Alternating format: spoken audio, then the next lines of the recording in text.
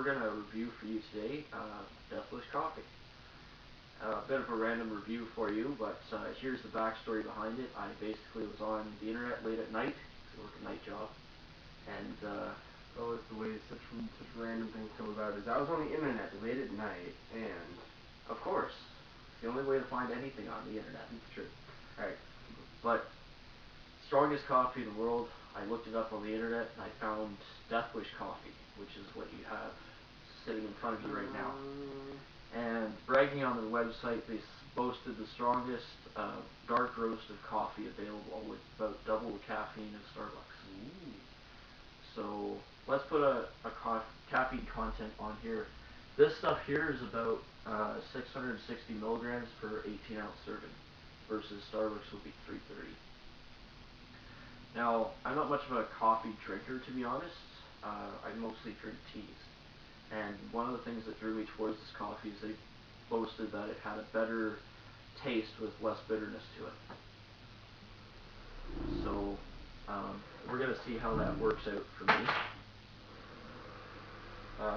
I didn't bother going out and getting Starbucks brand coffee. I don't really like Starbucks at all, because I find they burn the grounds on purpose just to make it have a flavoring.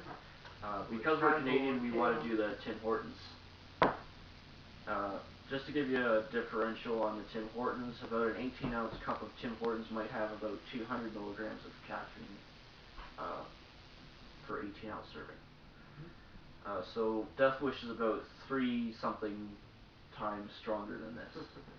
Deathwish is about 3 times stronger than Tim Hortons coffee. Now, this coffee is not cheap by any stretch of the imagination. On the back of the label here, they got their warning and disclaimer about how intense the coffee is, but they also have a few markings saying fair trade certified and organically grown. So if anybody knows anything about coffee, organic means you're paying about double, and fair trade means you're paying even more. And the reason is because you want to give the people who are working in farms wherever they're growing this stuff the fair price for their coffee. So you're looking at about $20 per pound of coffee for Deathwish. Plus shipping and handling. Yeah, it's not cheap either to ship to Canada. It's about $24. Tim Hortons, on the other hand, standard can, maybe about less than a pound here, was $6.70. Main difference between the two coffees here is Tim Hortons is made with 100% Arabica beans. Deathwish over here is Robusta beans. Robusta is a blend that's supposed to be darker and stronger, so we're going to figure that out. Okay. Do you want to sniff the grounds? Sure. I think we should probably do the Tim one. Sure. You want to go first? Give it a sniff. Now, it does have a bit of a bitter smell to it, don't you agree? Yeah, just toward the end of the odor, it's a little bitter, but it smells just kind of like, again, it's the synonymous scent you have with coffee. You get the smell of thinking of, like, you think of fresh brewed coffee, you think of going to Tim Hortons, things like that come to mind when you smell this. It's really good. All right. Cap that off and save the scent.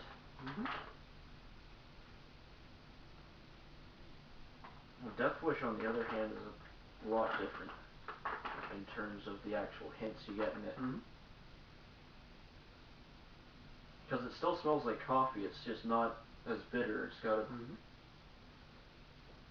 Yeah, Deathwish has got an entirely different bouquet. Like, the scent is just completely, as Mike says, it's got you can still tell that you're smelling coffee, but it's got completely different notes and different, like, hints of different, the different beans and things. It's a completely different flavor profile that you're smelling than Tim Hortons.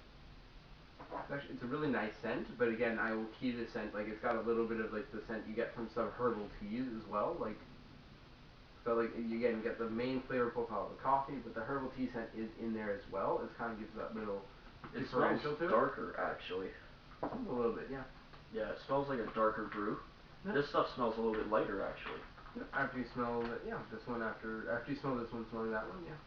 It's kind of understandable. Alright.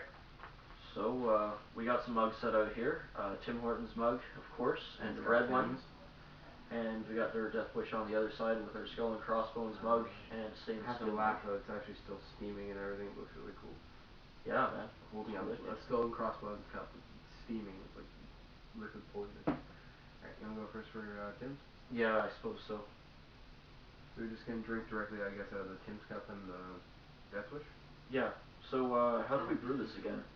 We're using Oh four. yeah, no, we brewed these coffees today with we did about about 5 tablespoons of coffee, and then about 5 cups of water as well. All right. And we use the exact same amount of coffee. Sorry. Well, That was weird. We use the exact same amount of coffee and water for both the Death Wish and for the Tim Hortons, just to kind of ensure that we have as little variables as possible between them, so we can actually do an accurate comparison between the two things. ew. You don't like Tim's at all. You're just dying over there. Almost. You're just kind of sipping. You're like, oh. Yeah, I find it's. Alright, come on, we can. Go ahead.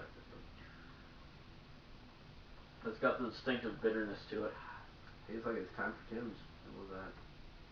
See, he drinks it all the time. I'm not really a coffee guy, like I said earlier. I'm more of a tea guy, so that's why I'm belching over here. Yep. He's just drinking it down like it's water.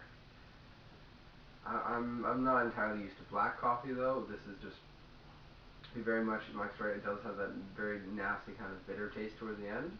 Oh, okay. But it's still it's a good coffee. It's got a bitter taste. I'm not a big fan of black coffee. Right on. Alright, so I'm not really a big fan of black coffee either, to be honest. Like, honestly, if I had... this is really hot. I'm advising you to take it from the top. You know what? Hold on to that for a second. Yeah. Normally I could drink Tim Hortons coffee, but it had to have, like, Triple. copious amounts of sugar and cream added to it. Triple, double. That's how we do it. Quadruple sometimes. Did I actually do that for you, really? No. But when I first started out drinking coffee, I'd have to do, like, 3 parts, or 3 equal portions of sugar, cream, and coffee. Nice. Usually when I go to get coffee, I'll just get milk into my coffee. I don't really like the sweetness, but the milk will round out the bitter aftertaste at the end. It's one of those things for me. Right on. Alright, so you gonna try this? Yeah, it's Is it really still... hot towards the bottom, I'm warning you now, so. Okay, that's not too bad. Okay. Better than what it was before.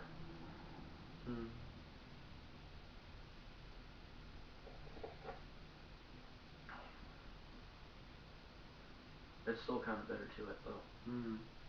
Well, it's gonna be a coffee, it's gonna be bitter.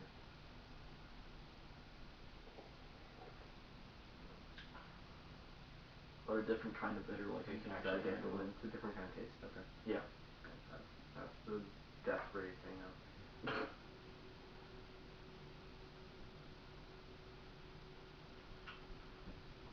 Oh, I very much understand exactly what Mike means. It is bitter, but he's right. It's like it's a tolerable bitter, like a tea would where be. this is like, yeah, no.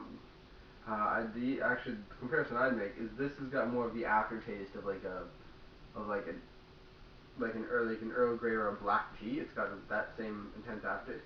This one's got more of like, it's almost like a dark chocolate aftertaste. Like if you've ever tried the like 70 or 90% dark chocolates, where they've got that bitter note to the pure cocoa, that's more what you taste from here. You get the same flavor profile, the same bitterness from it. It's almost even got the same sort of like sweetness towards the start. It's kind of interesting. Yeah, it's pretty good. And the caffeine content is great. I was tired a second ago. Now I'm actually just feeling really awake. It's kind of funny. Yeah, I might have been the Tim's though.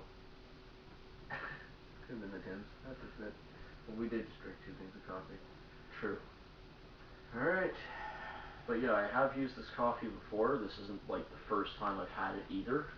And I honestly gotta say, this stuff boosts you. Agreed. And it's a little bit cheaper than energy drinks. Energy drinks taste like shit too. I like energy drinks, to be honest, but I realize they're very bad for you because oh god, they're terrible for you. They got so many additives in there. You're basically pumping chemicals into your body to keep yourself awake.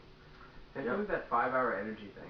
Have you ever tried that one? The energy shots? Like, no, the little, it's like 5-hour energy or something like that? Yeah, they're little energy shots, right? Yeah. I've never even touched those yet. I tried one of those. They taste really, really weird. You cannot define what you're drinking when you have them, and I really didn't enjoy what I added. That's probably why they're so small in the first place. It's like you take a sip, you shoot it back and you're like, alright, I just felt like I drank a mouthful of cough syrup, but okay. And then you have energy. But, yeah, it felt really weird. This I like, because coffee I can understand, simple, clean. Yeah, I'm not sure if it's actually legal by Canadian standards though, according to the caffeine content. I'm not sure how that would work. I have but no idea. Not our problem. Alright, well, that's the review of Death Wish Coffee versus Tim Hortons Coffee. Our So, overall verdict is this stuff is awesome. That's my overall verdict. It is awesome. It will wake you up. Coffee in general is awesome. That's what I say. I'm not so much on the coffee is awesome in general, but I do like this stuff a lot, and I will definitely be keeping this around for tough days when I'm having trouble waking up and tea isn't doing it for me and I really need some boost. It's true. I agree with that.